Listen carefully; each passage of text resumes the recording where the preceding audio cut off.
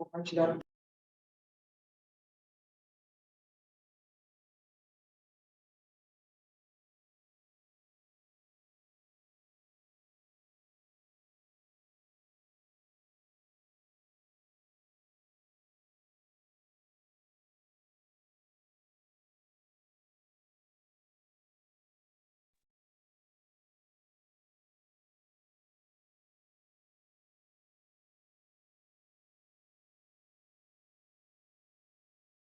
Oi,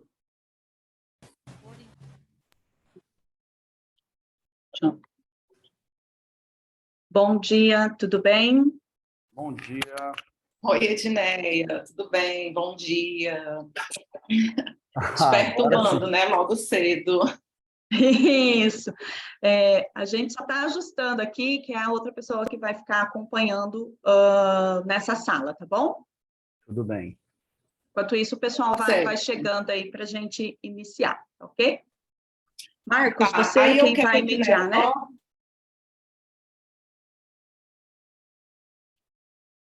Marcos, você é quem vai mediar?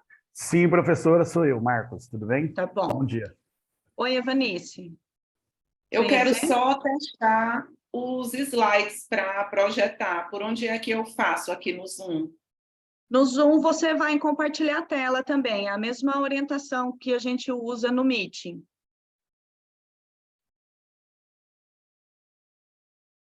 Edneia, está desabilitada a função para mim, compartilhar a tela. Espera aí, gente, que eu também não sei mexer muito nessas coisas aqui, tá? Tá todo mundo sofrendo igual, então. Eu falo, no ensino público a gente tem que ser professor, tem que ser técnico, tem que saber de informática, até tudo.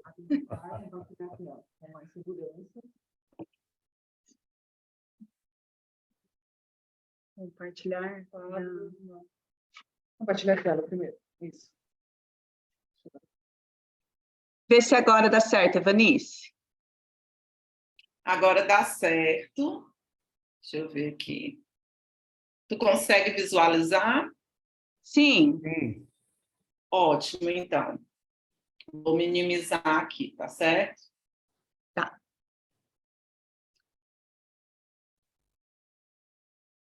E a gente vai aguardando a entrada do pessoal alguns minutos, tá?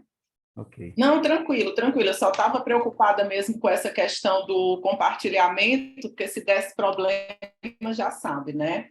Aí eu vou Mas parar de compartilhar a tela agora e aí depois eu começo. tá certo. Ó,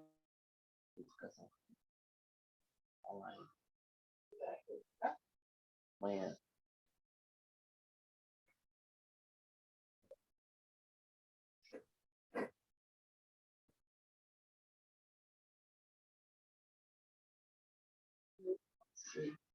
Eu acho.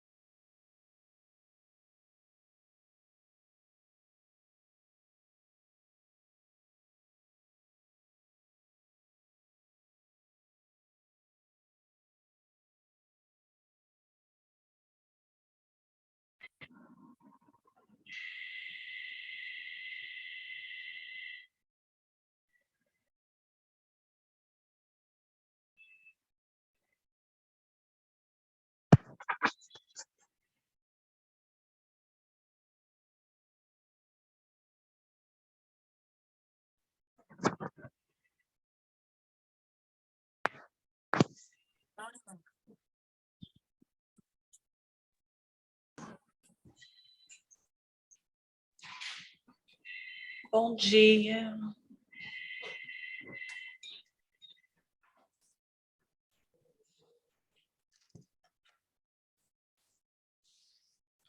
Acho que tem alguém com o microfone ligado.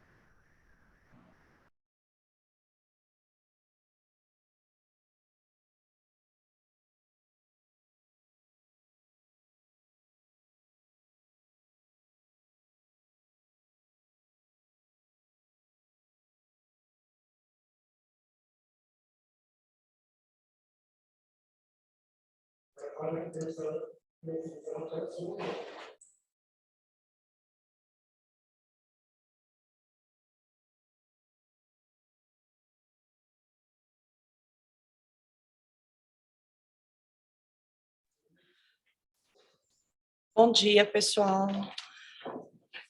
Vamos agora nos preparar para dar continuidade aos nossos eventos do terceiro simpósio. Eu vou passar a palavra já para o Marcos de Souza, que é quem vai mediar essa sala. E sejam todos bem-vindos.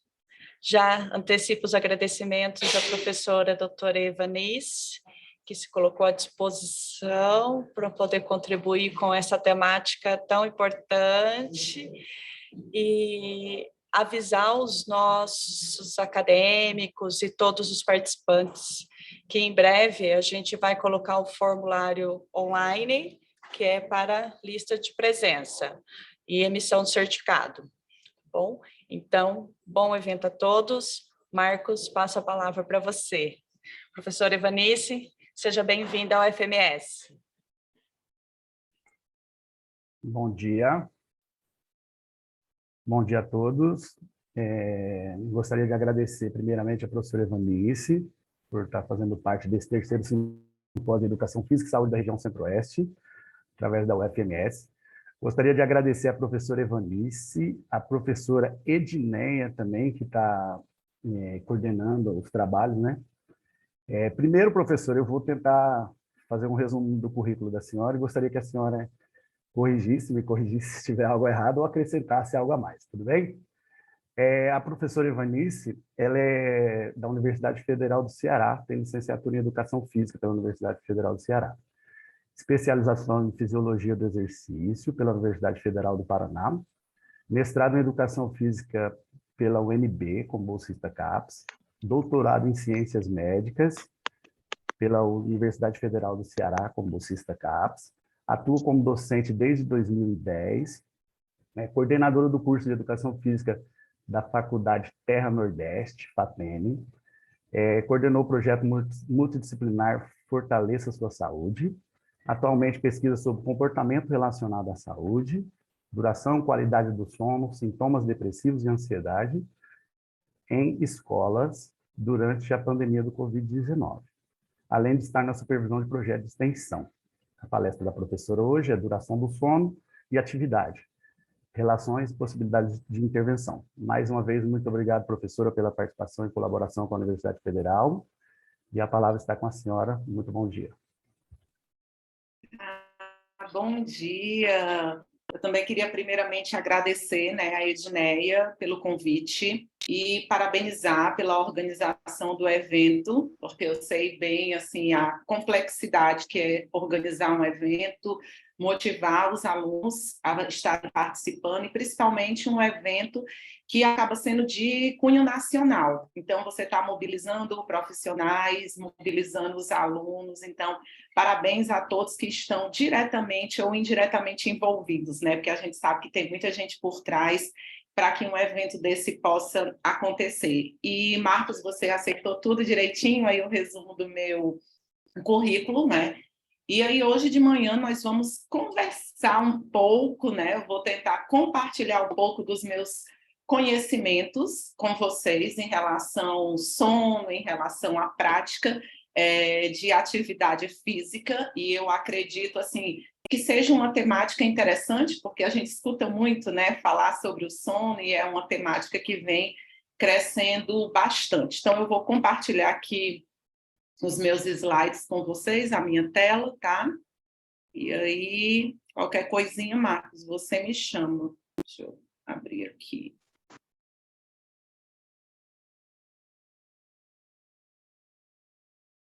Tá ok, Marcos? Está compartilhando a tela? Tá sim, professora, tá certinho. Ah, né?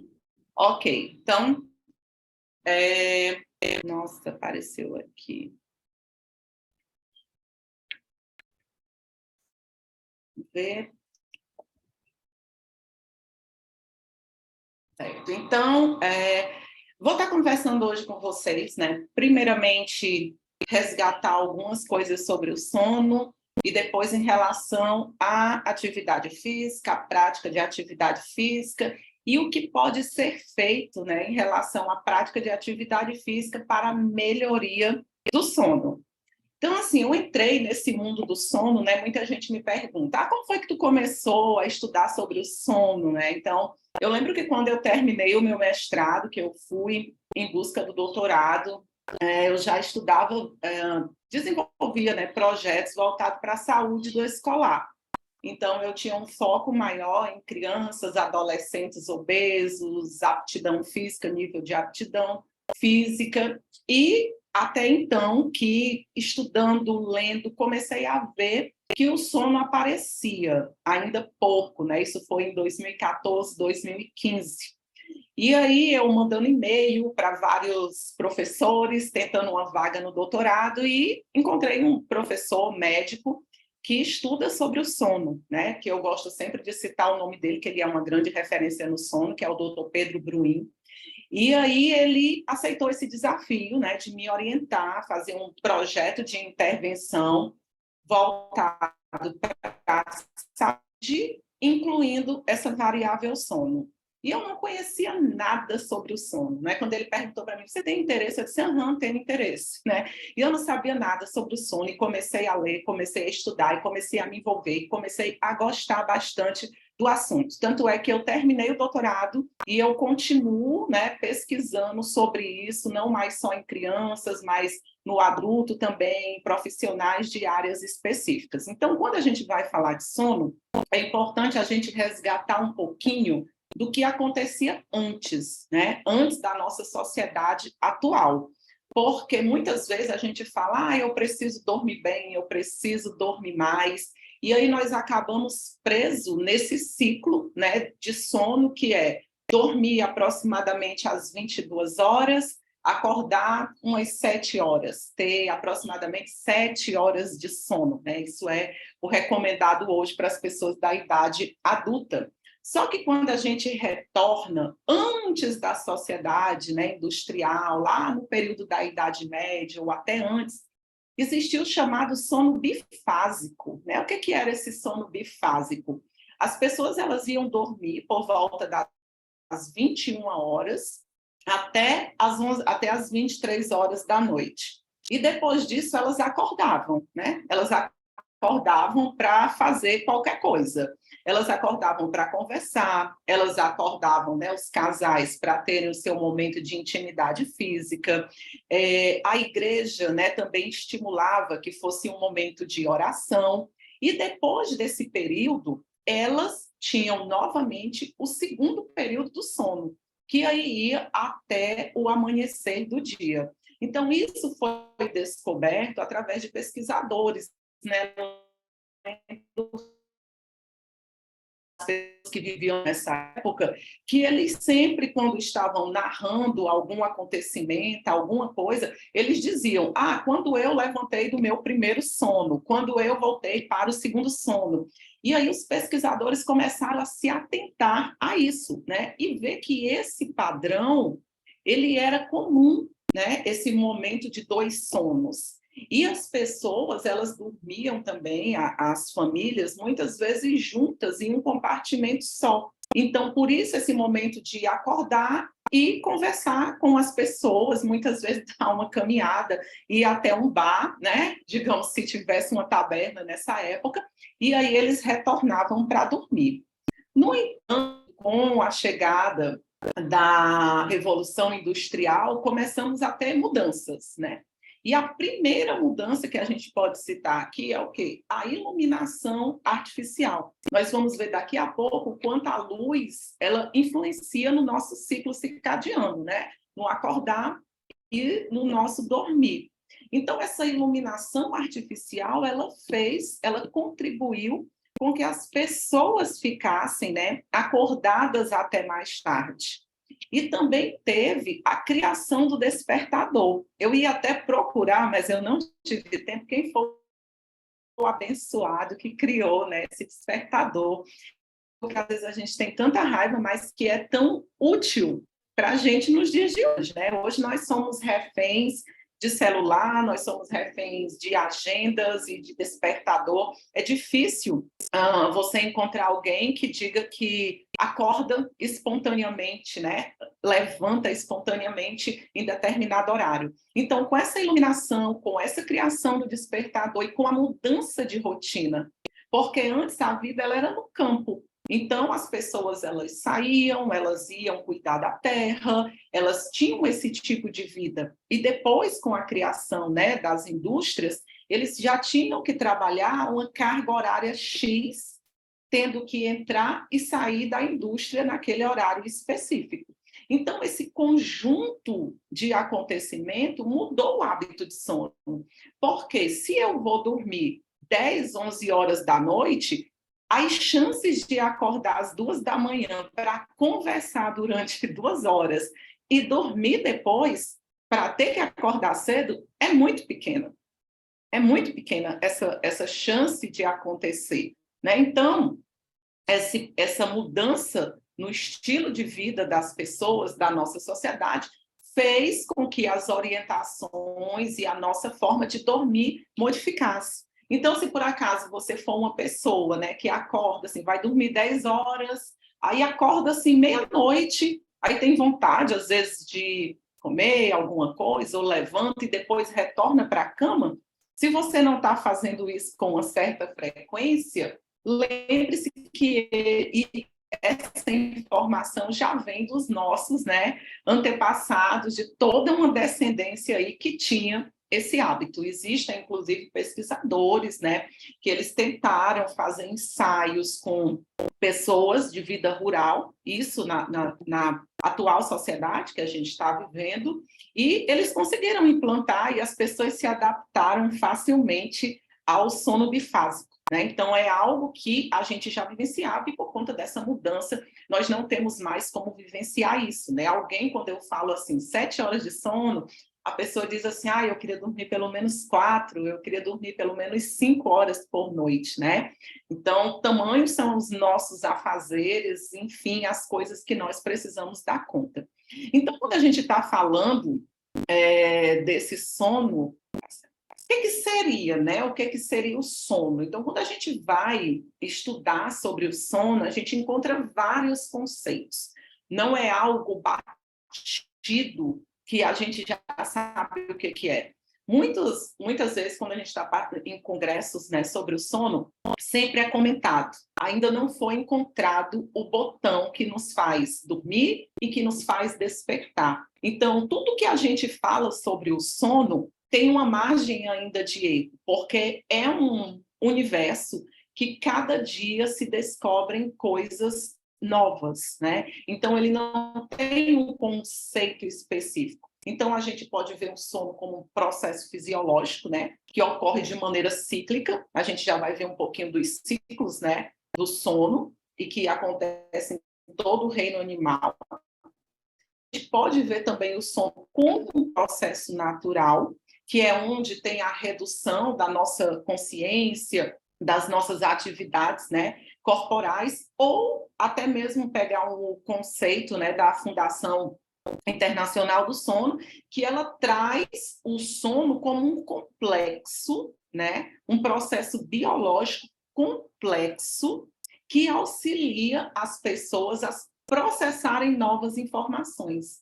Então, é durante o período do sono que a gente vai, digamos, se reenergizar. Vai ter a fixação de conteúdos que a gente está estudando, é o período que a gente vai ter produções hormonais. Então, é como se fosse um período que o nosso corpo trabalha durante o dia, agora ele vai se aquietar um pouco para que ele possa se recompor e continuar as suas atividades, né? Então, o sono, ele tem esses diferentes conceitos. E aí, quando a gente pega esses diferentes conceitos, o que é importante a gente entender? O sono, ele tem 5 estágios. Então, ele vai ter o estágio 1, 2, 3, 4. Esses 4 primeiros estágios, eles são conhecidos como sono não REM. E o estágio 5 como um estágio, né, como o momento REM. O que é essa siglazinha REM? Né? Ela vem do inglês, que é Rapid Movement, que é justamente quando os nossos olhos estão se movimentando de forma muito rápida. Então, Evanice, como é que acontece cada um desses estágios? Esse estágio 1 é aquele período que você deita ali na sua cama, que você está tendo um sono bem superficial, não é? As suas atividades cerebrais elas ainda estão altas, tipo é aquele momento que às vezes a gente deita, aí fica a cabeça, eu não fiz isso, eu preciso fazer isso amanhã, então a atividade cerebral ela ainda está muito alta, né? Até mesmo a nossa atividade muscular ela ainda está alta. Então, esses 2 primeiros períodos é onde nós deveríamos começar a declinar para entrar onde? No chamado sono intermediário, já partindo para o profundo, que é onde até o estágio 4, essa minha atividade cerebral ela vai diminuir bastante, a minha musculatura ela vai relaxar bastante, os meus sinais vitais também vão diminuir, até que eu entre no meu sono REM. Nesse meu sono REM, que é o meu sono profundo, né? Nesse momento, a minha atividade cerebral ela vai aumentar novamente. Por isso que a gente diz que é nesse período, né, nesse estágio 5, é onde eu vou ter as atividades, vai ser o momento de memorizar as informações. Então, é nesse período do sono profundo. Eu vou ter também um relaxamento completo da minha musculatura. Então, existem até alguns distúrbios do sono, que é uma paralisação muscular nesse momento, mas isso aí já é outro assunto. E é um período também que as minhas funções vitais, elas vão aumentar. Então, o meu coração ele vai estar batendo mais forte. Imagine como se você tivesse acordado, mas o seu corpo estivesse todo parado. E é nesse estágio 5 que normalmente acontece os sonhos, né? E aí, quando a gente fala de sonho, eu sempre lembro que durante a pandemia eu fui convidada para uma live para falar sobre sono. E aí eu conversando e falando do sonho, as pessoas começaram a perguntar, né, se o sonho era uma premonição, se o sonho era o sinal, o que são os sonhos, né? Então, assim, os sonhos, assim como o sono, tem diversos conceitos também, né? Então, a ciência, a neurologia, quem estuda esse ramo, ele vem colocando os sonhos como se fosse um momento que o nosso cérebro ele vai colocando para fora tudo aquilo que nós já vivenciamos, tudo aquilo que nós temos vivenciado, tudo aquilo que nós muitas vezes temos medo ou que nós desejamos, né? Então, tudo isso acaba acontecendo, sendo sendo um conceito, uma explicação para os sonhos. Mas existe também o aspecto espiritual, o aspecto religioso. Então, definir sobre sonho é outro departamento, né? É outro, digamos assim, outro campo de quem estuda sono. Eu sempre indico que o laboratório da Unifesp, ele é um dos mais completos a nível de pesquisa, né, sobre sono, e que tem grupos específicos sobre sonhos. Então, se você tem um interesse de estudar sobre isso, dá uma procurada lá pela Unifesp. Eu acredito que também na Federal de Natal tem um grupo muito em Minas Gerais também, e que eles estudam isso de uma maneira mais aprofundada, mas que não é nosso foco aqui. Então, o que é importante que vocês saibam daqui? Que esse sono, ele vai ter esses 5 momentos, né? E que nós devemos, né, respeitar esses 5 momentos. E aí a gente vai ver já já que quando a gente toma algum medicamento para dormir, a gente não tem o estágio 1, 2, 3 e 4. A gente cai direto no sono profundo. E é nesse sono inicial que os hormônios vão estar agindo. É nesse momento inicial que o meu hormônio do crescimento vai estar em alta, que o meu cortisol ele já é para estar mais baixo, a minha melatonina também precisa estar em alta. Então, esse momento aqui, ele é muito importante, esses 4 estágios. Então, por isso que, às vezes, tomar medicamento é importante que seja prescrito por um médico, sempre, tá? E que seja algo pontual, para que o nosso organismo não se torne viciado e que você não seja prejudicado. Então, um exemplo também meu, né? Eu tenho pânico de viajar de avião e amo viajar. Então, eu conheço uma psiquiatra e aí ela me passou um remédio que, quando eu entro, né, no avião, que eu tomo esse remédio, eu vou direto para o estágio 5. Então, eu apago completamente, né? Mas eu fico pensando uma pessoa que toma um remédio tipo esse todos os dias, né? A consequência ao longo dos anos que vai ter para essa pessoa, porque é muito forte. Você toma e não passam 5 minutos, você apaga total. E isso também acontece quando nós estamos em situação de estresse muito grande.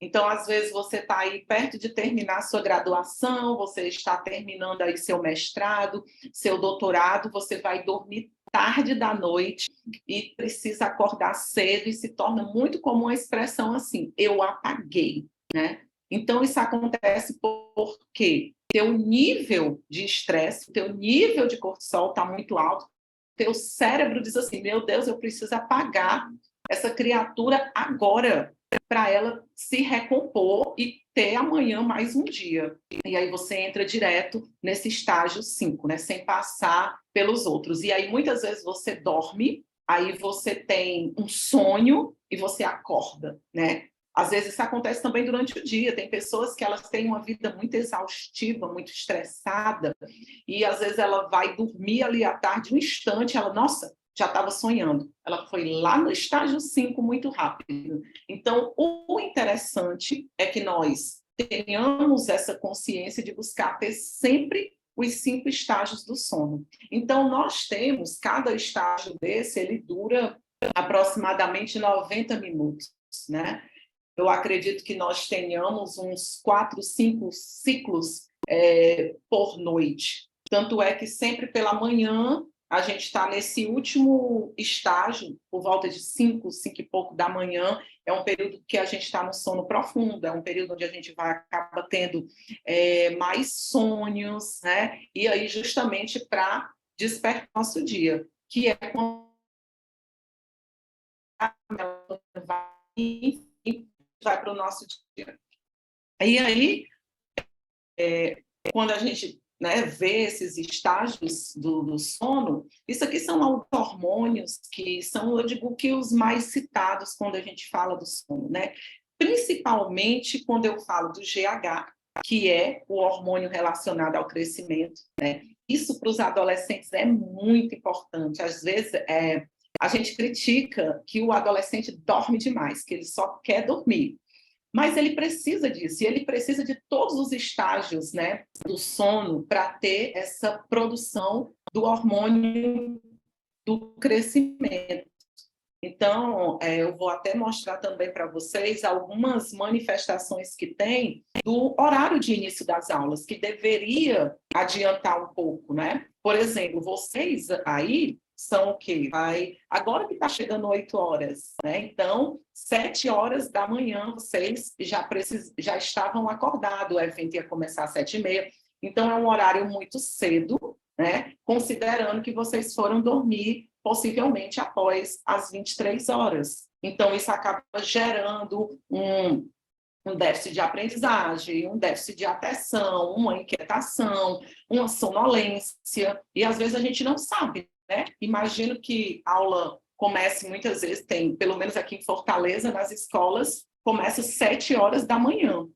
E aí você imagina que o adolescente vai dormir 11, 11h30, meia-noite, nas redes sociais, sei lá, nos jogos eletrônicos, ele tem que acordar entre 5h30 e 6 horas para poder ir para a escola. E você quer que ele esteja lá feliz, prestando atenção na sua aula, né? E às vezes ele está ali super cansado, e a gente diz assim, corta o celular, corta isso, bota ele para dormir cedo.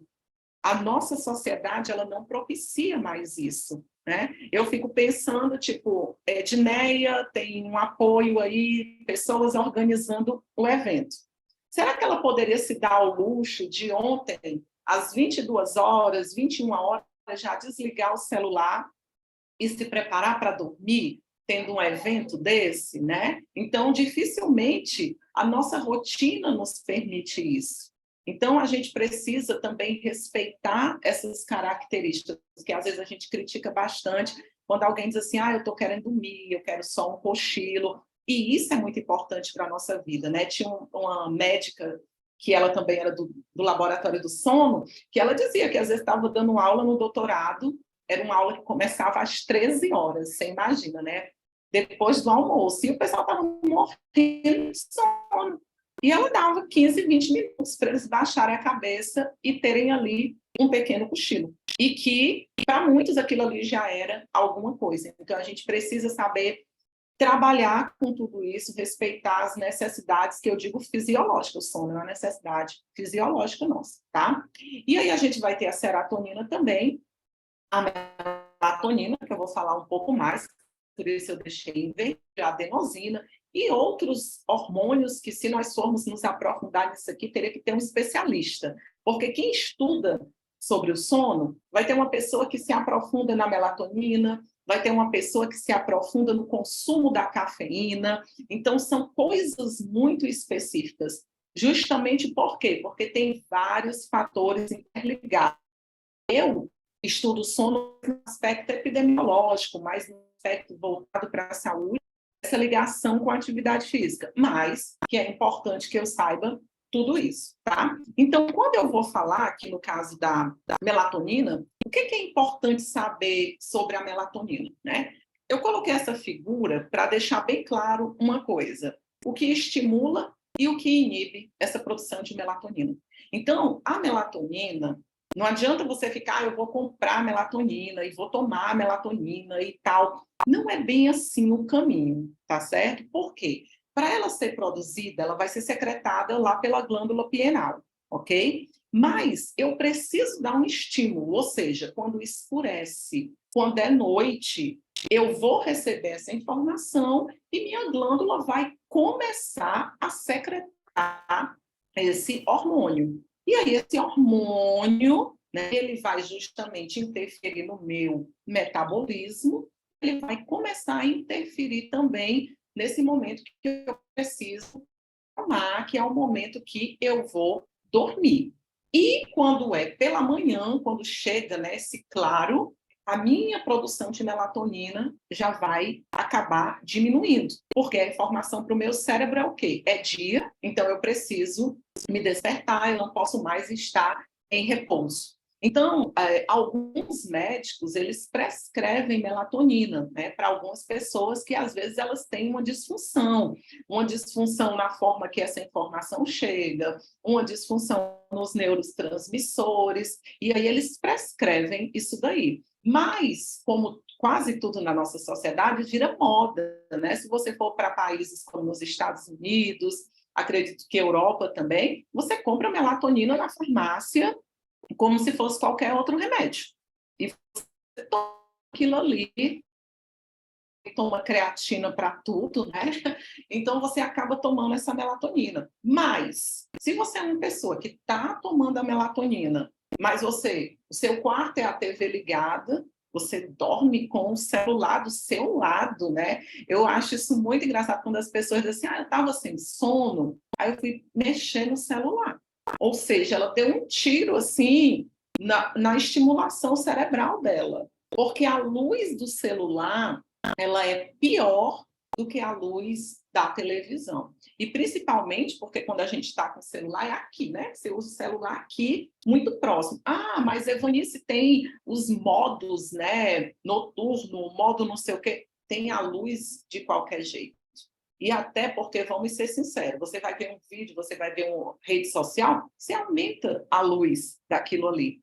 Então, se tu toma melatonina e antes de dormir usa o celular, tu acaba com o teu sistema nervoso. Porque o pobre vai ficar louco, ele vai ficar assim, produz melatonina. Não, mas está chegando aqui a informação que é para ficar acordado.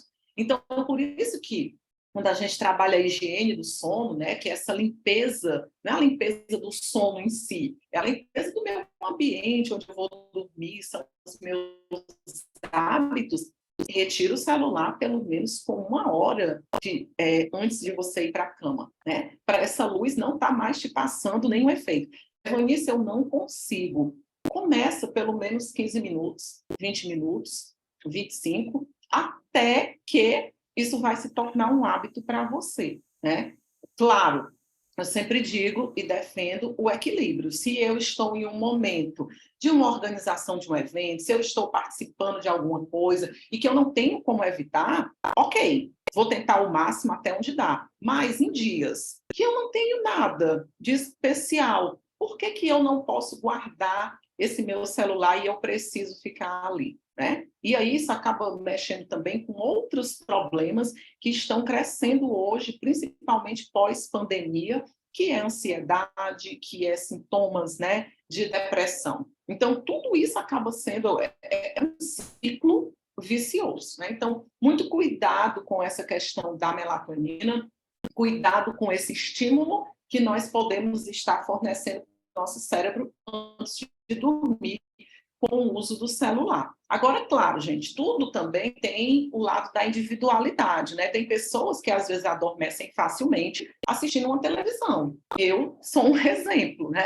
Então, eu gosto muito de dormir com, às vezes, uma música ou uma televisão ligada. Mas eu não durmo com a televisão de frente para mim. É a televisão lá e só aquela voz ali de fundo. Acho que é alguma coisa de contação de histórias que eu não tive quando era criança e gosto hoje na vida adulta. Então, eu gosto de dormir escutando aquilo ali, mas não com o celular ou com a TV de frente para mim. Mas se isso não atrapalha o seu sono, você dorme lá com a televisão. Agora, o celular realmente é bom evitar.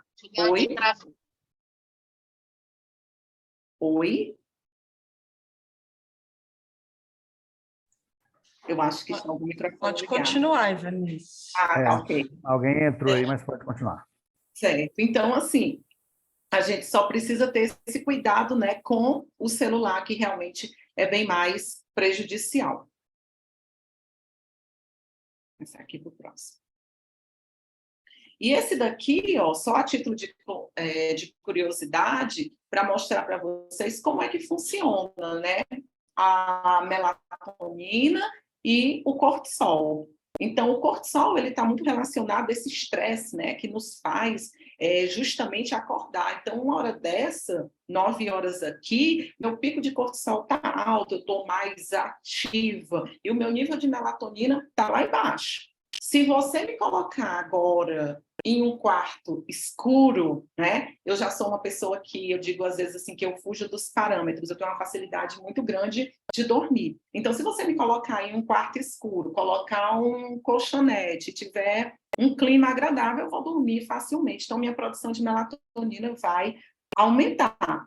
Então, existem muitos pesquisadores que eles ficam trabalhando induzindo dessa maneira, né, para comprovar o quanto essa questão da luz ela pode ser realmente prejudicial pela informação que ela vai dar.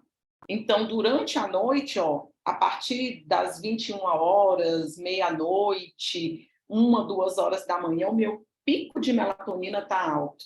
Ou seja, é aquela informação que ali eu preciso estar dormindo e o meu cortisol está puxando toda essa minha movimentação, todo o meu corpo para um relaxamento. Mas se meia-noite eu estou com a luz do celular lá ligada, continua 1 hora da manhã, 2 horas da manhã, meu cérebro vai se sobrecarregar e pode dar uma disfunção, né, nessa minha produção hormonal. E é sempre importante, gente, relatar uma coisa. Essas mudanças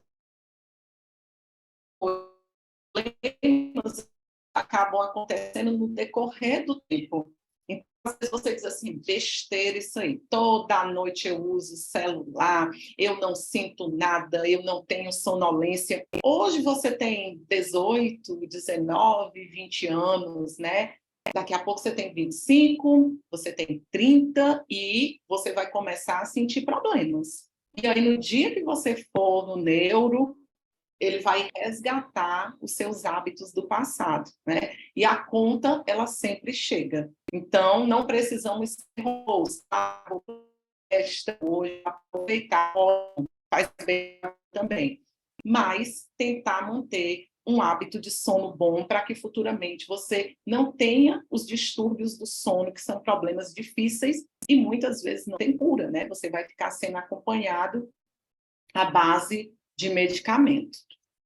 Nós fizemos uma pesquisa aqui em Fortaleza que foi justamente sobre o uso de celular, né, antes de dormir. Então, a gente trabalhou com as 3 escolas, né? Nós pegamos 3 escolas militares aqui de Fortaleza, dos bombeiros, do Exército e da polícia, né? Esse aqui foi até o TCC de uma orientanda minha. E aí nós vimos que o uso do celular antes de dormir, ou seja, o uso do celular na cama, ele foi o fator de maior risco para a sonolência excessiva nessas meninas, né, nesses adolescentes de escolas militares. Então, nós fizemos essa pesquisa com 466 pessoas, né?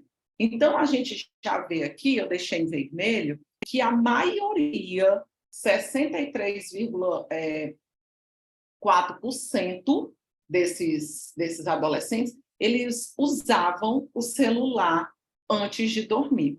Aí eu lembro quando a gente estava digitando os dados, um dos meninos disse assim, Eunice, eu queria conhecer era esses que não usam, né? Quem são essas 38 pessoas que não usam? Porque elas estão ok. Mas a gente também vê que a maioria deles, né, esses 172 aqui, ele dorme menos de 8 horas durante a semana, e a maioria passa a dormir mais de 8 horas no final de semana. Isso também é uma coisa muito comum, que a gente chama do efeito jet lag. O que é o efeito jet lag? Eu passo a semana inteira acordando 6, 5 e meia da manhã, e quando chega sábado e domingo, eu digo, hoje eu vou me permitir acordar meio-dia, hoje eu vou acordar 1 hora da tarde, e você acredita que vai recuperar o seu sono. Você não vai recuperar, tá? Eu desconheço na literatura alguma pesquisa que mostre que você vai estar recuperando. Porque noite de sono, você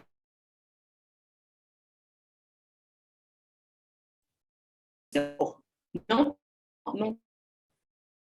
Professora, está dando uma travada no microfone. Lá embaixo, no outro nível, ficar tudo no escuro. Oi? Tá ok agora? Isso, deu uma melhorada, isso aí. Oi? Tá ok. Então, assim, eu preciso evitar, né, essa minha cansaço. Às vezes eu até entendo que é o cansaço também, mas o interessante é que nós tenhamos esse sono de forma equilibrada e bem distribuída, porque não vai acontecer essa recuperação, tá certo? E quando a gente viu, nós pegamos as variáveis, né, que tinham apresentado maior relação com o nível de sonolência, que era estudar tempo integral, manhã e tarde, a baixa duração do sono e usar o celular antes de dormir, a gente percebe que o uso do celular ele aumenta em mais de quatro vezes as chances de se ter a sonolência. Né? Então, você ficar com aquele celular antes de dormir, onde você apaga com o celular na mão, acaba influenciando que no outro dia você esteja sonolento, tá? E é importante também dizer o seguinte, existem questionários, né? O Epworth é muito conhecido, de sonolência, que eles têm uma pontuação. Existe aquela sonolência que é considerada normal, claro, né? Às vezes você está ali após o almoço, ou então você acorda, logo pela manhã você está meio sonolento, mas existem, né, pessoas que têm justamente essa sonolência excessiva, né? A gente vê, existem pessoas que estudam muito o caso dos caminhoneiros, né? Que passam por privação de sono, por isso a gente vê eles consumindo tanto remédio. Então, essas pessoas, elas já têm esse distúrbio do sono, que é a sonolência excessiva, que elas estão sempre, ela senta assim, ela encosta, ela está cochilando. Então, isso não é normal se faz parte do seu dia a dia. E o que eu acho interessante quando a gente fala sobre sono é que a gente vai dando exemplos, é porque eu não estou vendo, né, vocês. Mas quando é presencial, as pessoas ficam, eu só vejo a cara das pessoas, sou eu, é o fulano. Você sempre conhece alguém que tem isso daqui. E que às vezes a pessoa normaliza, ela acha que tudo isso é normal. Então, sempre lembrem que um dia a conta, ela vai, né, estar chegando. Então, um estudo, né, que ele foi acho que de 2022, que foi justamente eles falando, né, desses problemas que aconteciam em relação à duração do sono. E por que isso é uma coisa que também precisa deixar claro? Existe uma diferença de duração e qualidade do sono, tá? A minha fala aqui, ela está muito pela duração do sono, ou seja, às 7 horas, 7 horas e meia. A qualidade do sono, ela é o quê? É você ter, por exemplo, essas 7 horas ininterruptas, ou seja, você tem uma boa qualidade de sono. Porque quando você diz assim, eu vou para a cama 10 horas, eu fico de 10 à meia-noite virando de um lado para o outro. Aí eu durmo, depois eu já acordo, aí eu levanto, vou ao banheiro, depois eu durmo mais um pouco, aí eu levanto de novo, eu pego sono, fui dormir, já era de manhã. Tirando os nossos enganos, que isso é muito comum de acontecer, né, essa percepção, isso mostra que você não tem uma boa qualidade do sono, porque o seu sono ele está sendo quebrado várias vezes durante a noite.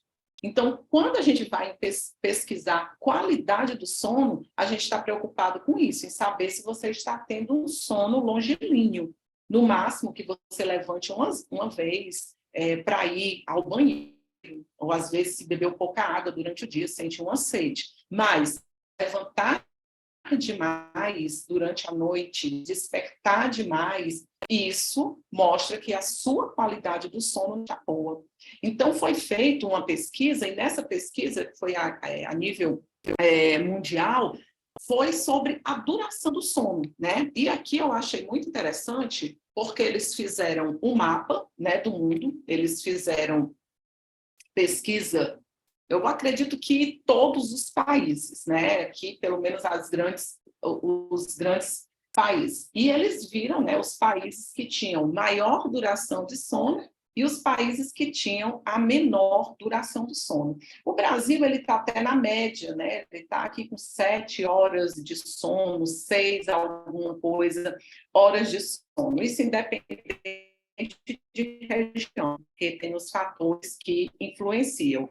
E aí, quando eles encontraram esses resultados, né, eles colocavam algumas coisas que tinham influenciado, né, alguns fatores que influenciavam, que era a idade, né, a gente vai descobrindo isso ao longo da vida, que as pessoas idosas, elas acabam dormindo menos, né, elas não têm uma necessidade tão grande de de sono. Aí, às vezes, a gente diz assim, Maria, não sei o que é isso, meu avô acorda 4 horas da manhã, não sei por que, dorme mais. Ele não tem essa necessidade. Então, você imagine uma residência que tenha 2 adolescentes, 2 idosos e adultos. A confusão que isso não pode dar, porque, por um lado, eu tenho os idosos 4,5, 5 anos, né? Tá despesa ali para tudo, à disposição a 1000. E eu tenho os adolescentes que estão assim, se acabando, hibernando de sono e ficam lá na corda, né? Necessidades diferentes. Então, aí ela acaba influenciando, né? A educação também, a própria estrutura, né, da cidade, o sexo, né? Existe também essa diferença. E as localizações geográficas, né? Por exemplo, aqui no Nordeste é quente. A maioria do ano é muito quente aqui em Fortaleza. Então, se você mora em uma casa que ela não é bem ventilada ou que você não tem um ar-condicionado, isso vai influenciar na sua qualidade de sono, porque ninguém consegue dormir bem com calor. É mais fácil você dormir bem se você estiver bem agasalhado, com frio, do que você conseguir dormir no calor. Né? E aí, eles também identificaram que os japoneses, né, e os países do oeste da Ásia, eles são os que têm a menor duração do sono. E aí entra justamente os aspectos culturais. A gente sabe como é a cultura do Japão, né? Um mundo ali que é 24 horas acordado, eles estão lá produzindo direto 1000 coisas. E os países, né, quem quiser realmente ter mais de 7 horas aí de sono, é a Albânia. Então, esse artigo, ele é muito interessante. Eu vou até aqui, eu não sei como é que volta nesse Zoom, então, não, acho que é aqui. Então, eu vou até colocar aqui de novo, tá? Se vocês quiserem printar a tela, depois procurar dar uma lida. Então, vale muito a pena, porque ele vem trazendo essas curiosidades, esses fatores que influenciam, né? Porque, às vezes, ontem eu assisti um pouco da abertura aqui do simpósio e eu achei muito interessante quando se foi falado sobre a questão das políticas públicas, né, que devem ser feitas, pensando no geral. Então, quando a gente vai desenvolver políticas públicas, a gente tem que ter esses conhecimentos. Nem sempre o que dá certo lá no sul da França vai dar certo no sul do Brasil, né? Então, a gente precisa conhecer o que está sendo lá fora, o que está sendo feito e adaptar para a nossa realidade, principalmente o Brasil, que é um país muito grande, que tem uma diferença, né, imensa cultural. E aí, Evanes, quais são as horas que nós devemos dormir? Então, nós temos aqui no Brasil a Associação, né, Brasileira do Sono, temos também o Instituto do Sono e tem a Fundação Internacional do Sono, né? Então, eles seguem o mesmo padrão. Então, a gente vê aqui que o bebezinho, né, ele precisa de mais horas à medida que vai crescendo. Então, vamos pegar aqui a galerinha de 14 a 17 anos. Eles precisam ter de 8 a 10 horas, tá? O mínimo seria 7 e o máximo seria 11 horas de sono. Quando chega a 18, 25 anos, 7 a 9 horas, né? Até 26. Aqui é mais ou menos, só um instante que eu... Aqui é mais ou menos 26 até 64 anos. Então, aqui, 7 a 9 horas de sono é considerável o saudável, 6 horas, assim, espremendo, e o máximo até 10 horas. E quando tem 65 anos ou mais, a gente vê que diminui. Aí deve ter gente dizendo assim, vale, eu não tenho nem isso daqui, que é o que é recomendado para o idoso. Então, você precisa, né, se cuidar. Se alguém quiser pegar esse material depois, é só você entrar lá na Associação Brasileira do Sono, né, no site, tem uma cartilha, e nessa cartilha eles vão passando várias dicas, tá? Então, muitas das informações que eu peguei foi justamente trazendo de lá, certo? E uma coisinha que é importante, né? Existe essa recomendação de 7 a 8 horas de sono, mas existem também os pequenos dormidores, que é cerca só de 2% das pessoas, que essas pessoas, elas precisam somente de 5 a 6 horas de sono por noite. Então, eu tenho uma amiga, né, que trabalha aqui comigo na faculdade, que ela é uma pequena dormidora. E é muito estranho, né? Nós para congresso juntas e tivemos que dividir às 5 da manhã. Ela já está acordada, disposta, e detalhe, fui dormir, ela estava acordada ainda, deve ter ido dormir por volta de meia-noite, e acorda cedo. Então, existe também, eu acredito que na Federal de Natal tem um grupo que estuda sobre os pequenos dormidores.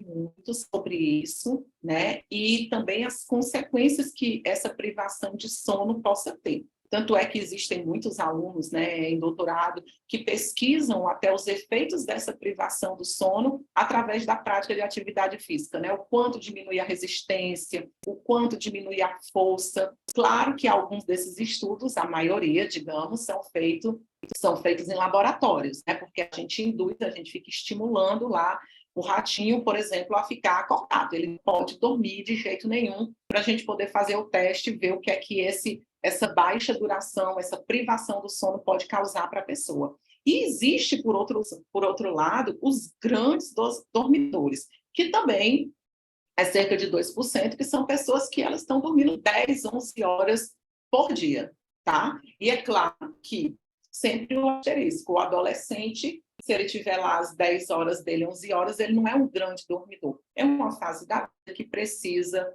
viver mais, ou que precisa dormir mais, ele precisa daquele momento, tá? Então, sempre, quando a gente trabalha com o ser humano, vai tendo que conhecer a divindade, né? O meu orientador, ele sempre dizia isso. As pessoas, às vezes, vêm falar comigo e querem receita de bolo, querem uma fórmula mágica, né? E não é assim. Por isso que, às vezes, pedem-se tantos exames para poder diagnosticar qualquer tipo de distúrbios do sono. E eu fico muito preocupada quando eu vejo pessoas dizendo assim, eu fui psiquiatra e ele já mandou para mim tomar o remédio tal. Aí eu pergunto, mas fez um exame, fez uma polissonografia? Não, não fiz. Eles que eu tomasse esse remédio que eu vou ficar melhor. Então, a gente precisa ter cuidado com esse tipo de coisa.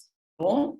Então, hoje no Brasil, a gente tem 60% dos brasileiros, né, que estão dormindo menos de 7 horas por noite. Então, isso é um fator preocupante. E aí muita gente diz assim, mas a pandemia afetou bastante. E aí eu vou abrir até um parêntese, né, que a pandemia, os estudos que foram realizados durante a pandemia, eles não mostraram uma unanimidade, uma homogeneidade de diminuição das horas de sono, não, tá? Isso foi uma coisa que oscilou muito de país para país. Inclusive, nós fizemos uma pesquisa aqui, foi local, no caso, a gente fez no Ceará, fizemos no Nordeste. E nós percebemos, né? Percebemos não, foi concluído que as pessoas estavam dormindo mais. Do mesmo jeito que teve países como a Itália também, outros países da Europa que estavam dormindo mais. Nem todos passaram a dormir menos, né? Então, às vezes, a pandemia ela afetou cada pessoa de acordo com a realidade.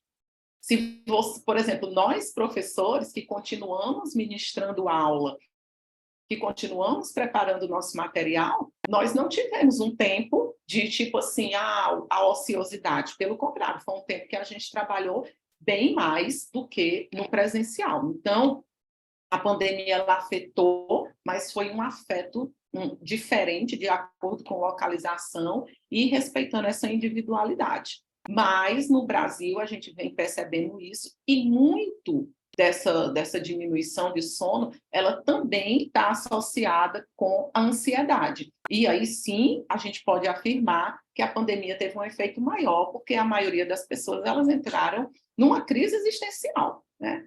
E uma crise no sentido de temos uma pandemia, será que eu vou estar vivo? Nós nunca passamos por isso, né? Então, tudo isso nos afetou psicologicamente. Então, hoje nós somos mais ansiosos, nós somos mais estressados. Você manda uma mensagem para uma pessoa, eu acho muito engraçado. Meus alunos me mandam mensagem e eu respondo imediatamente, e aí mando ponto de interrogação, tipo, cadê, né?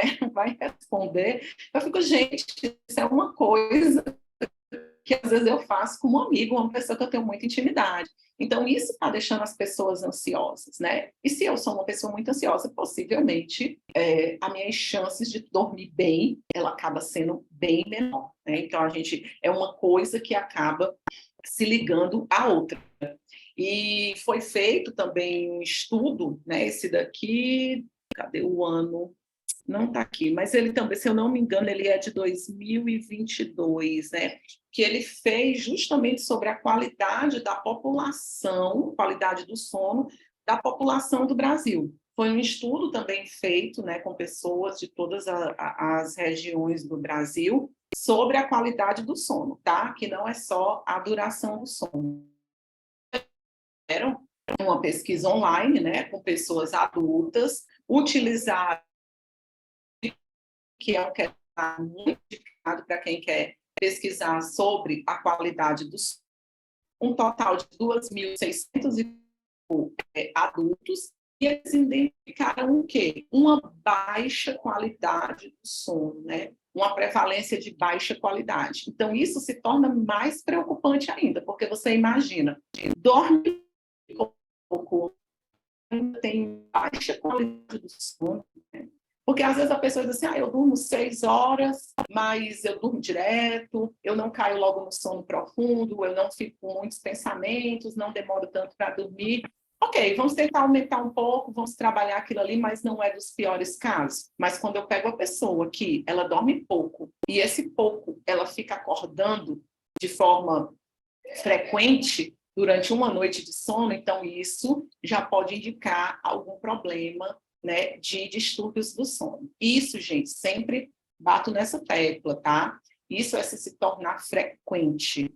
Claro que se você disser assim, eu vou me casar mês que vem, eu estou grávida, vou ter neném, então, estou prestando um concurso, eu estou organizando alguma coisa, eu vou participar de uma competição. Isso são os fatores que vão influenciar, não como. Mas isso é algo que atípico. Você não vai casar 5, 6 vezes por ano. Acho que não, né? Você também não vai ter bebê mais de uma vez por ano.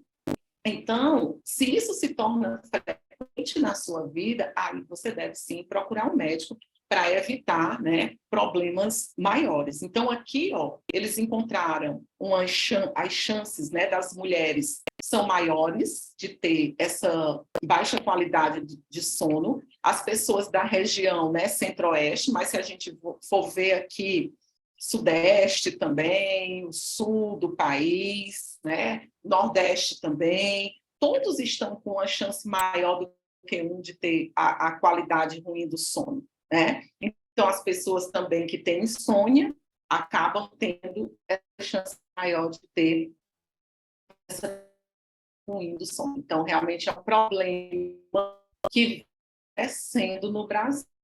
Eu me preocupo porque vejo muitos estudos mostrando o que está acontecendo, mas eu ainda não consigo ver tantas políticas voltadas para o sono. O sono, infelizmente, às vezes ainda é tratado como se fosse assim, isso é bem grande, mas porque pessoas, ninguém precisa dormir, pode produzir durante a noite, né? Essa produção noturna, ela pode ter um custo muito caro no futuro aí da tua vida, que não esteja tão longe, né? Esse daqui também foi um estudo. Não, esse aqui é o mesmo. Aqui eu acho que eu acabei não colocando o slide, que tinha sido, na verdade, de um estudo que a gente fez aqui em Fortaleza, que foi com adolescentes, né? Nós pegamos uma amostra de mais de 10.000 escolares e que a gente também identificou uma prevalência de baixa duração do sono nesses escolares, tá? Essa baixa duração do sono, ela vai influenciar de muitos aspectos. Na minha imaginação, ela pode aumentar acidentes, ela pode aumentar, assim, o meu peso corporal. Existem, né, pessoas que estudam sobre o hábito de comer noturno, que é justamente relacionado à insônia. A pessoa, ela levanta à noite, ela vai comer, aí depois ela vai comer de novo, né? E ela fica muitas vezes comendo bastante durante a noite, porque acorda. Ele pode diminuir vai me deixar uma pessoa mais irritada, também vai ter influência no meu aspecto sexual, claro, porque eu tenho produções hormonais, seja de testosterona, entre outros, que vão influenciar na minha sexualidade, vai aumentar as chances de ter problemas cardíacos, e também a aparência, né? As mulheres que gostam de se cuidar, se preocupam com o cabelo, com a pele, ela tem que se preocupar com o sono. Ontem mesmo eu estava conversando isso com um colega aqui, que ele treina e tem um acompanhamento nutricional e me disse que não dorme bem, que está sempre estressado, que ele apaga, né, à noite. Tem hoje, né, os Apple Watch, Smartwatch, milhão de watts da vida, para ver como é que estava o ciclo do.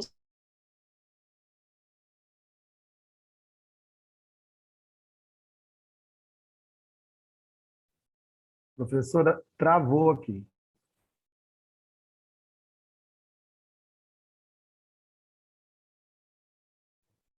Oi, professora?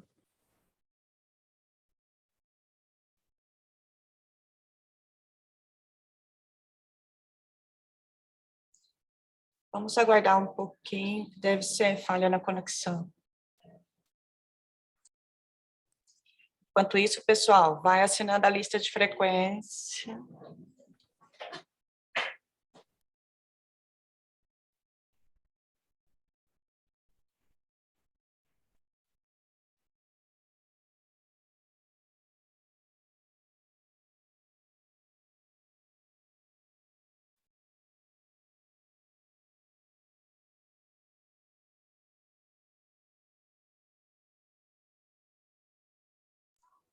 Os alunos do professor Marcelo Duarte, assinem a lista, porque ele está aqui na sala. Oi, Evanice, voltou? Está sem som, Evanice. Microfone.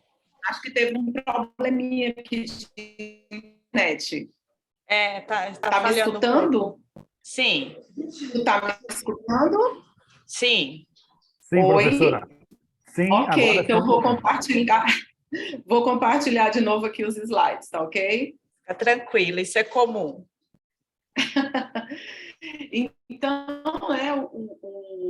essa minha baixa duração do sono, ela vai ter influência em todos esses aspectos, né? Então, por isso que é algo que acaba se tornando preocupante. E aí, esse tinha sido o resultado lá que nós tínhamos feito aqui, né? Que tinha 12 mil entre 14 e 17 anos, e que nós encontramos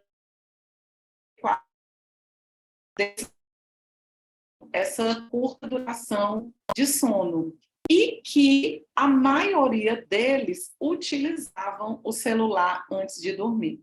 Então, o celular é um vilão, tá? E aí, quando a gente o sono, essas daqui são essas consequências, que é todas, né, que seria uma palestra sobre cada coisa, e aí a gente tem a insônia, a gente tem o sonambulismo também, a gente tem a paralisia, né, corporal, a gente tem a apneia obstrutiva do sono, que é muito conhecida, a gente tem também as pessoas que têm problemas de pesadelo, as pessoas que têm o bruxismo, já falei, que tem a sonolência excessiva. Então, tudo isso daqui, existem pessoas que estudam só cada distúrbio desse de uma forma separada, para você ver o tamanho da complexidade que é. Então, aqui no Brasil, o Instituto Fiocruz, agora em 2023, ele mostrou que nós temos 72% da população com insônia. Então, é muita coisa, né? Aquela primeira matéria que eu mostrei para vocês tinha sido anterior a 2023, já mostrava mais de 60%, e agora a Fiocruz mostra que é 72%. Por mais que a gente considere erro amostral, às vezes é questionário, as pessoas têm dificuldade, é um índice muito alto e é um índice preocupante. A apneia do sono, para quem não sabe, é aquela interrupção que eu tenho de respirar durante o meu sono, e que é um problema que também está crescendo, mas ele é um problema que está mais ligado aos homens, né? Então, 24% da população masculina acaba tendo os problemas relacionados à apneia do sono. Eu até tinha colocado aqui, esse aqui é um resultado de quando a gente faz uma polissonografia, né? A polissonografia, ela é um exame que normalmente o interessante é que você faça em um laboratório, né? Você vai dormir nesse local. Ele é um pouco desconfortável, né? Para algumas pessoas, tem que colocar todos os fiozinhos, enfim, e que ele vai monitorar todo o seu sono. E aí a pessoa que tem a apneia do sono, que vocês podem ver aqui, ó, elas têm várias paradas de mais de 10 segundos. Então, o que é considerado apneia? Quando eu tenho mais de 5 paradas durante 1 hora. E aí, dependendo do tempo, ou seja, se é mais de 10 segundos, então já é diagnosticada a apneia do sono, e aí existe o aparelho, né? Que é o CPAP, que é utilizado. Ele é um aparelho que é desconfortável, a gente vê muito relato sobre isso, mas cada vez mais a indústria, né, ela vem tentando readaptar o uso dessa modelagem para se tornar uma coisa mais fácil. As pessoas da fisioterapia estudam muito sobre isso, sobre essa questão da apneia do sono, os exercícios que podem ajudar. E aí, na polissonografia, também vai passar a questão do ronco, que é uma coisa também que, se o seu ronco ele é alto, se ele acontece com muita frequência, tudo isso, gente, a polissonografia, ela vai te informar. Então, por isso que eu disse antes, que eu fico assim, impressionada quando alguém diz que foi ao médico uma vez e o médico já manda, né, tomar ali os remédios sem ter feito exame, sem ter acompanhado, ou mesmo ter procurado o lado natural, né? Os tratamentos holísticos, as terapias que existem e que vêm ajudando bastante nesses distúrbios do sono, porque hoje nós temos uma sociedade com tantos problemas mentais que eu acredito que é o mental mais influenciando no físico do que o físico influenciando na mente, porque, é claro, existem pessoas que elas têm alterações, a pessoa tem um problema no neurotransmissor, então, realmente vai ter que ir para a parte medicamentosa. Mas, às vezes, a pessoa entrou num hábito de vida tão estressante, entrou em ritmos de ansiedade e acontecimentos de vida que não foram bons, que ela começa a ter esses problemas. Então, a gente precisa ver a pessoa de uma forma o quê? Integrada, né? A pessoa de uma forma holística, o que é que está acontecendo, para não sair só passando o medicamento. Essa reportagem aqui, eu não vou passar toda, mas vocês podem ver depois, está no YouTube. Eu não sei se aqui eu tenho como colocar, porque tem um momento, deixa eu ver aqui, aqui dá. Tem um momento que me chamou muita atenção, que ele fala justamente sobre, ele não está abrindo, que ele fala justamente sobre esse aumento que está acontecendo da busca pelos remédios para dormir, né? Que mais de 1 milhão, isso é muita coisa, gente, é muita coisa, né? Quando eu escuto assim, 1 milhão, eu fico admirada. Mais de 1 milhão de brasileiros estão procurando o remédio para dormir. E aí tem o Zolpidem, né? Tem vários outros que eu nem conheço muito desses remédios, mas sempre deixo o lembrete que eles podem contribuir para o teu aumento de ansiedade e você pode se tornar uma pessoa viciada, né? Por quê? Eu não consigo dormir, eu tomei 200 miligramas e dormi perfeitamente. Vai chegar um tempo que o meu organismo, 200 miligramas, ele vai se acostumar. Aí eu vou precisar de 300, eu vou precisar de 500, eu vou precisar de 600, e até onde é que eu vou chegar. Então, por isso, sempre revejam a real importância, tá? De tomar o medicamento. Sempre pensem nisso. Se é para uma coisa pontual, tipo, meu Deus, essa semana está acontecendo isso, isso e isso, ou então, que nem a pessoa que vos fala, né? Quando vai viajar de avião, entra naquele pânico, precisa tomar alguma coisa e acabou aquilo ali, né? Porque senão vai chegar um momento que você não vai ter mais para onde correr. E aí seu nível de ansiedade vai estar alto e pode complicar outros aspectos também da sua saúde, tá? Então, essa matéria, ela está no YouTube, por algum motivo aqui, eu acho que bloqueiam essas plataformas, né? Mas que é interessante se depois vocês quiserem assistir, tá? E aí, Evanice, o que é que eu posso, né, fazer para ter essa boa duração do sono?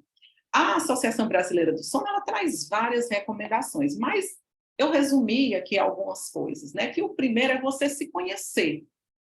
Quem eu sou, quais são as minhas necessidades, qual é o meu cronotipo. Isso é muito importante, porque tem pessoas que elas são matutinas e outras vespertinas. Isso é natural da pessoa, né? Então, existe aquela pessoa que ela gosta realmente, que ela se sente, eu vou dizer que não gostar. Porque quando alguém pergunta assim, tu gosta de acordar às 5 horas da manhã?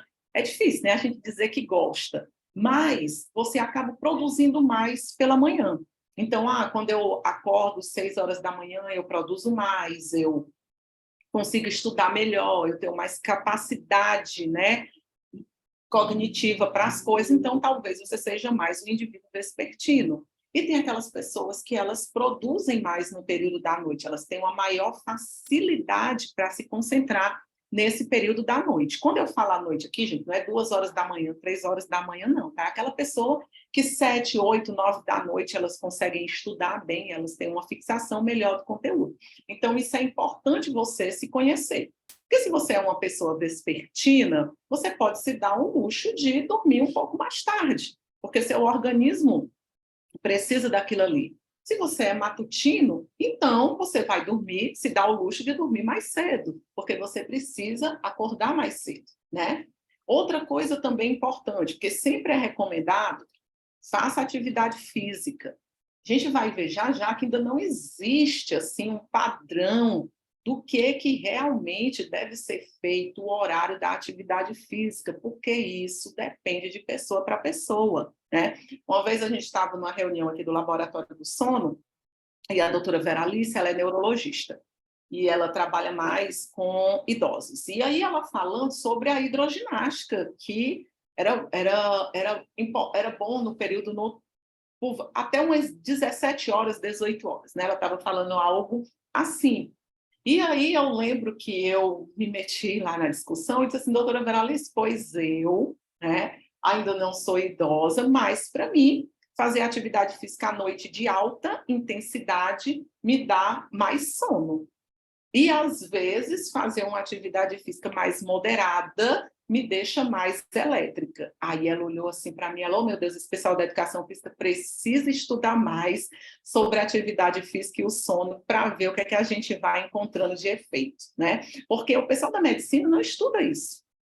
Eles não investiram sobre a atividade física. E eu me preocupo que eles entrem nessa área também, porque a gente ainda não está tão apropriado do assunto, né? Então, é importante que você se conheça. Quando eu pratico atividade física à noite, eu fico mais ligado ou isso vai ajudar no meu sono, né? Porque se isso for ajudar no seu sono, então continua à noite. Se não, passa a fazer atividade física pela manhã. Então, você precisa se conhecer. O horário de jantar também é importante, né? O horário que você vai comer não é interessante que você vá para a cama, tipo assim, à noite comer muito, né? E aí já cai ali, aí a pessoa diz assim, eu apago, comi um pratão, não sei o quê, eu apaguei. Então, tenha cuidado também com isso. E, óbvio, por último, e nunca menos importante, o seu tempo de tela, né? O tempo de tela, ele não pode estar presente de forma prevalente antes de você dormir, porque senão você não vai conseguir, não é nem atingir essa duração, mas é ter uma baixa qualidade de sono, tá ok? Então, vamos ter atenção nisso daqui para vocês tentarem dormir um pouquinho melhor.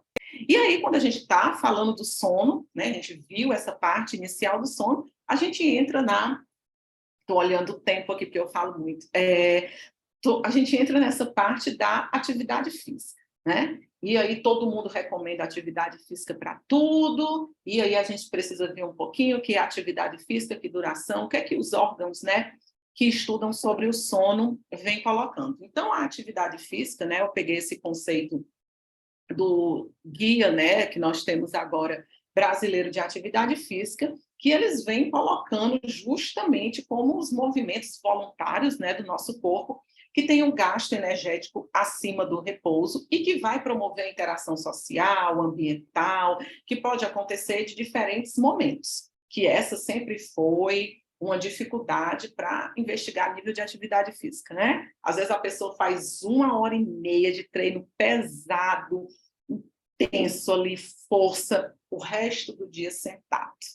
Então, é isso que a gente procura balancear. Então, atividades domésticas, passear com o cachorro, varrer uma casa, o deslocamento para o trabalho. Então, tudo isso vai ser contabilizado como atividade física, né? Tudo isso vai ser atividade física. É o conceito que eu não vou, porque quando a gente fala aqui no português, né, existe essa diferença, atividade física para exercício físico, né? Então, quando você pega a literatura no inglês, dificilmente você vai encontrar essa divisão, né? Então, eles já falam praticar atividade física, dão um tempo, já vem tudo dentro de um pacote só, né? Então, aqui tem diversos benefícios da atividade física, que eu não vou ficar lendo um por um, que todos vocês já devem conhecer, que vai ajudar a diminuir sintomas, vai diminuir peso, que vai melhorar sua qualidade de vida, que vai melhorar problemas de pressão, problemas de doenças coronarianas, pode auxiliar nos sintomas de ansiedade, de depressão e no sono. Então, a atividade física, ela vai auxiliar em quê? Na minha duração, na minha qualidade do sono, aonde é que ela vai entrar? Então, vários estudos, isso aqui eu acho que desde o ano de 2000, 2005, eu peguei artigos realmente mais antigos, eles já vinham mostrando isso, né? Os efeitos de atividade física que poderia acontecer sobre a depressão, efeitos de atividade física que poderia ter sobre o perfil lipídico em pacientes com diabetes, né? A atividade física, justamente na infância, para promover a saúde na idade adulta, os programas que, inclusive, voltou agora o NASF, né, que é o Núcleo de Apoio à Saúde da Família. Então, a atividade física, ela sempre foi vista com bons olhos, né, para a melhoria de diversas coisas, por mais que, muitas vezes, os mecanismos fisiológicos não sejam tão claros.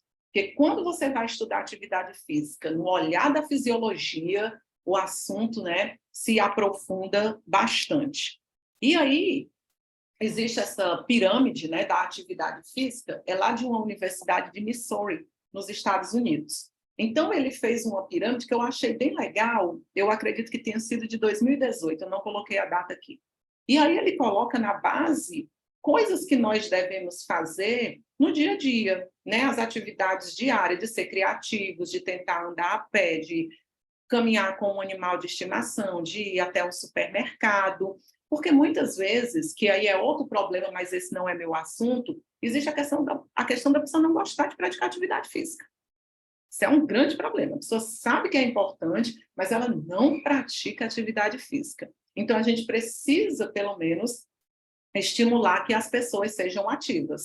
E aí, acima um pouquinho da base, vem os exercícios, né? Tanto a parte mais recreativa, a parte aeróbica, depois atividades também de lazer, atividades de força, e lá no topo, o que deveria ser mais difícil, reduzir o nosso tempo sedentário, né? O nosso tempo sentado, o nosso tempo assistindo uma televisão, e o pior ainda é quando a gente deita e fica com o celular na mão, né? Você já está dizendo assim, mas é muito bom, você chega em casa, aí você se joga ali no sofá. A questão é que não é só quando chega em casa, né? Muitas vezes você já passa o dia com o celular na mão, até a nossa postura, né? A cervical aqui. Então, a gente precisa estimular ter-se essa vida mais ativa. Fazer com que a pessoa ela goste de ser ativa, para que depois ela consiga ingressar nesse programa de atividade física. Porque ela sendo ativa, eu vou já mostrar para vocês, tem estudos que mostram que 30 minutos diários de atividades, né, tipo caminhada, para muitas pessoas já auxiliaram, né, na melhoria da qualidade do sono. Então, eu achei muito interessante, teve um estudo que foi feito por Harvard, né, pelo centro de medicina deles. E eles investigaram quais as melhores atividades físicas. Claro que eu não me aprofundei de como eles chegaram, mas ele cita, depois vocês podem procurar lá no departamento, você coloca no Google, Harvard, melhor atividade física indicada, né? Os 5 melhores. E aí ele começa pela natação, né? Porque ele fala que a natação ela vai trabalhar todo o corpo, ela vai melhorar a tua capacidade, né? Tanto aeróbica, a tua resistência também, e pelo fato dessa ligação com o ambiente líquido. E a gente sabe que realmente a atividade física feita na água, ela é bastante prazerosa. E aqui ele cita a natação, mas ele também, no finalzinho, ele coloca atividades aquáticas. Depois ele vem e apresenta o Tai Chi Chuan, né? O Tai Chi Chuan, ele é uma atividade, uma arte milenar, né? E que ele vai trabalhar também a nossa mente, o nosso corpo. Então, ele coloca como a segunda atividade, né? A segunda atividade que seria mais importante para a nossa saúde. Aqui ele cita em terceiro os exercícios de força, né? O treinamento de força. O quarto seria a caminhada. E, por último, esses Regal Exercise. Quando eu fui procurar a tradução desse Regal, é como se fossem os exercícios para a nossa região do core, né? Ele fala de exercícios para a região pélvica, né? E também um pouco da região abdominal. Então, essas 5 atividades, segundo o departamento, né, lá de Harvard, de pesquisa que eles fizeram, são as 5 atividades mais importantes que nós devemos fazer para a manutenção da nossa saúde. E aí vocês observam que, entre elas, uma que vai trabalhar muito o lado da nossa mente, né? Não é só físico, não é só estético. Então, a atividade física, ela pode ir além. Ok, Evanice, tu mostrou aí as mais importantes que nós podemos fazer, e para o meu sono, né? O que é que eu posso estar apresentando? Então, a Sleep Foundation, né, que é uma fundação do sono dos Estados Unidos, eles apresentaram os melhores exercícios para o sono, né? Eles fizeram também uma pesquisa, esse artigo ele foi agora de 2022, vocês entrando lá no site vão encontrar. Então, eles trazem esses melhores exercícios. E aí eles colocam, né, os exercícios aeróbicos, tá? Eles colocam que esses exercícios eles podem aumentar a nossa qualidade do sono e reduzir a nossa sonolência diurna excessiva, né? Então, os exercícios como caminhadas, como pedalar, como nadar, enfim, os exercícios predominantemente aeróbicos. Então, eles podem auxiliar em tudo isso e também na apneia obstrutiva do sono. Então, é o primeiro que eles colocam. Aí você deve dizer assim, eu não concordo, eu prefiro treinamento de força. Lembra, gente, existem as recomendações, que é generalizada, mas existe sempre o princípio da individualidade biológica. Então, se você fazendo treinamento de força, você se sente bem, você tem uma boa qualidade do sono, perfeito, continua lá. Você não vai parar o que você está fazendo para seguir uma recomendação. Mas quando alguém te procurar, você pode dizer, olha, eu assisti uma palestra e lá foi colocado que os exercícios aeróbicos, né, eles podem auxiliar, né, se feito de uma forma, um período mais prolongado, ou seja, não só 10, 15 minutos, fazer um pouco mais, eles podem ajudar na qualidade do sono, tá? E eles também colocam os exercícios de força, que eles podem também melhorar, não só na qualidade do sono, mas também em outros aspectos, inclusive, eles também podem auxiliar diminuindo, certo? Diminuindo os níveis de ansiedade e depressão. Teve um artigo de 2022, que ele é uma revisão sistemática, que ele mostra que os exercícios de alta intensidade, eles são os mais indicados para diminuir os sintomas depressivos. Então, ele é muito interessante. Eu não estou com esse artigo aqui, então não vou, né, me aprofundar, mas ele vem mostrando isso, que para níveis de sintomas depressivos, quanto maior a intensidade, melhor pode ser o efeito para a pessoa, tá? E aqui eles colocam até a quantidade de repetição que pode ser feito. E por último, que eu achei muito interessante, eles recomendam a yoga, né? Então, a yoga, ela também é uma prática aí milenar, que trabalha com a nossa mente, trabalha com o nosso corpo, com a nossa respiração, e ela também vai contribuir para essa qualidade do sono. Então, vocês podem ver que a Sleep Foundation, eles não estão só preocupados com duração. Todas essas recomendações é pensando em quê? Na qualidade do sono. Ou seja, que se a pessoa, mesmo que ela durma 6 horas, ela tenha uma boa qualidade, né, do sono. Mas eu achei interessante também que eles mostram que alguns estudos que foram com pessoas mais idosas,